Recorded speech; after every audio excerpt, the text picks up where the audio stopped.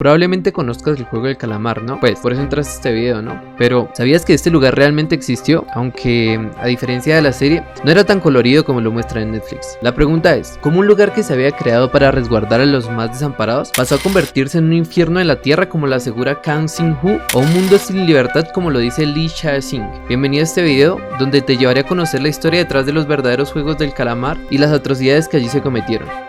El Hogar de los Hermanos es el nombre que se le dio al campo de bienestar creado en Busan, Corea del Sur.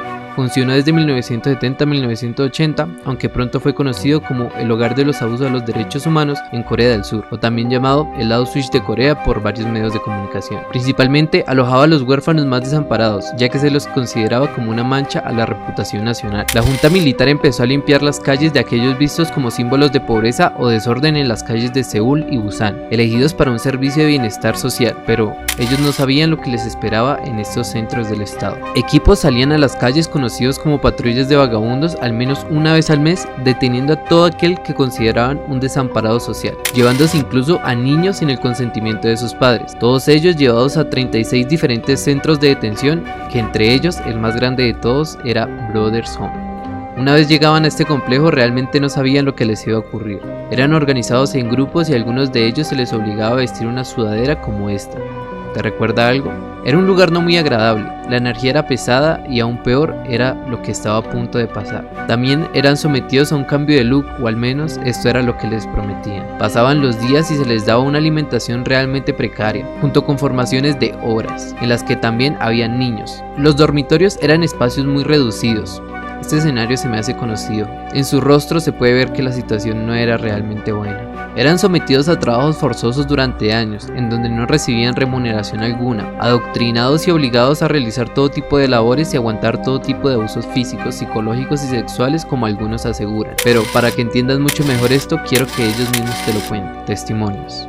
Han Jong-seon. Fuimos tratados como basura. Han tenía solo 9 años cuando él y su hermana fueron llevados por la fuerza al centro, cuando su padre soltero los había dejado al cuidado de la policía local mientras iba a hacer las compras del mercado. Él nos prometió que volvería a buscarnos, asegura Han. Horas más tarde, 3 hombres en sudadera azul los empujaron a un camión con destino a Brothers Home. Recuerda que lloró durante todo el camino en los brazos de su hermana. Para callarlo, un guardia lo abofeteó con fuerza. Han despertó con el sonido de una gran puerta que le daba la bienvenida al centro. Llevados a un grupo de personas donde fueron obligados a desnudarse para comprobar la presencia de tatuajes, mientras que eran insultados por los guardias. Una de las veces que su hermana escapó de su pelotón para verse con Han fue descubierta, y Han dice: tuve que presenciar como un líder arrastraba a mi hermana por el pelo y luego la golpeaba mientras ella gritaba: Jong-seon, vamos a casa. Me obligaron a repetirle: maldita perra, no vuelvas nunca. Desde ese momento fueron separados. Con su hermana confinada en otro pabellón, la obligaron a tomar pastillas y poco después empezó a tener problemas psiquiátricos. Pasó años sufriendo la pérdida de su familia y los constantes abusos del centro después de ser liberado. Llegó al punto de querer matar a todo aquel que lo rodeaba. Sin embargo, decidió cambiar su camino y unirse a la lucha de los derechos de los prisioneros de estos ataques. Esta es una foto actual de Han delante de la Asamblea Nacional, sosteniendo un cartel en donde detallaba los abusos que él mismo sufrió en el centro. Y aquí está Han detrás de su hermana y al lado de su padre. Se puede observar cómo su padre y hermana tienen una vestimenta característica de un centro psiquiátrico. Testimonio 2. Kang Shin-hoo. Si había un infierno, era este lugar. Kang tenía 23 años y estaba de luto por la reciente muerte de su pareja y su bebé de 10 meses en un accidente automovilístico cuando fue llevado a Brothers Home. El dolor era insoportable, recuerda. Me volví alcohólico y bebí mis penas. Un conocido suyo, al ver que se encontraba vulnerable y en su punto más bajo, se ofreció a orar por él, invitándolo a una de las iglesias más grandes de la ciudad, sin saber que sería llevado a la capilla del hogar de Brothers Home. Está construida con el trabajo de la esclavización de los reclusos. Una vez allí, fue retenido ilegalmente y obligado a trabajar. Un día trató de rebelarse, pero 5 de los líderes, que también eran reclusos, le dieron una fuerte golpiza, quedando inconsciente durante una semana. Lo peor de todo, con parálisis permanente. Cuando desperté, quedé en shock. Mi brazo y pierna izquierdos no se movían. Etiquetado como loco, fue llevado al pabellón psiquiátrico, obligado durante 2 años a tomar medicamentos. Terminé convirtiéndome en un verdadero paciente psiquiátrico. En el año de 1987, durante las investigaciones de Brothers Home, Kang fue trasladado a un hospital local, donde escribió una carta a su padre que pronto fue a visitarlo. Al ver sus cambios físicos y mentales, su padre denunció con un abogado de derechos humanos lo que le había ocurrido a su hijo en el centro. A pesar de los intentos y debido a las conexiones que tenía el director de Brothers Home, el caso se cayó y la investigación se detuvo. Kang observó con ira cómo años después apareció en las noticias la sentencia del director del centro, Park In-kyun, por malversación de fondos. Testimonio 3. Vi su cráneo explotar. Hwang tenía 11 años cuando se alejó de su madre en la estación del tren de Busan en 1976, donde después de buscarla durante una hora decidió pedir ayuda a una comisaría cercana, pero para su infortunio esta sería la peor decisión de su vida. Poco después fue metido en un camión y llevado al hogar de los hermanos, donde afeitaron su cabeza y fotografiaron con un número de identificación. La pesadilla de Hwang en el hogar duró 10 años, donde fue testigo de palizas y sometido a trabajos forzados. De vez en cuando los reclusos perdían la voluntad de vivir, dice Hwang. Un día íbamos camino al comedor y un tipo de repente empezó a correr escaleras arriba.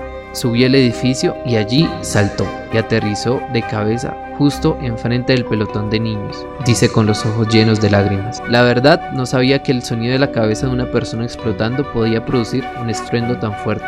Allí fue donde vi su cráneo explotar.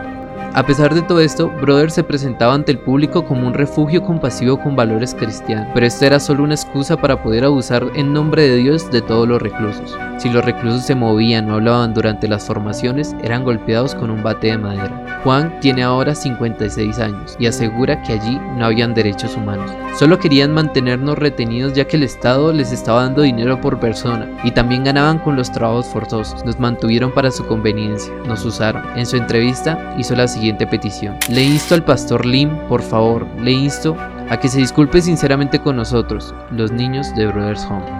La caída.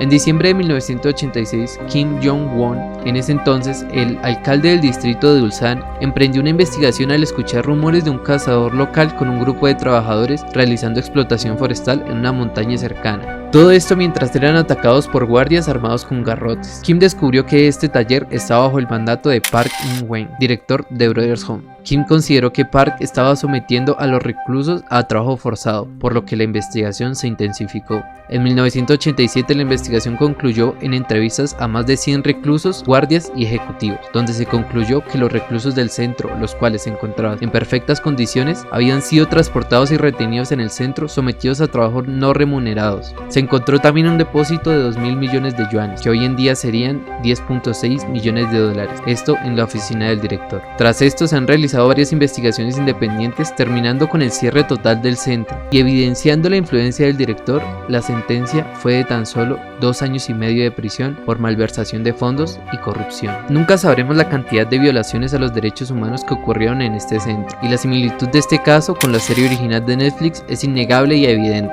Sin embargo, el director asegura no tener relación alguna ni inspiración con este caso. Pero, ¿tú realmente le crees?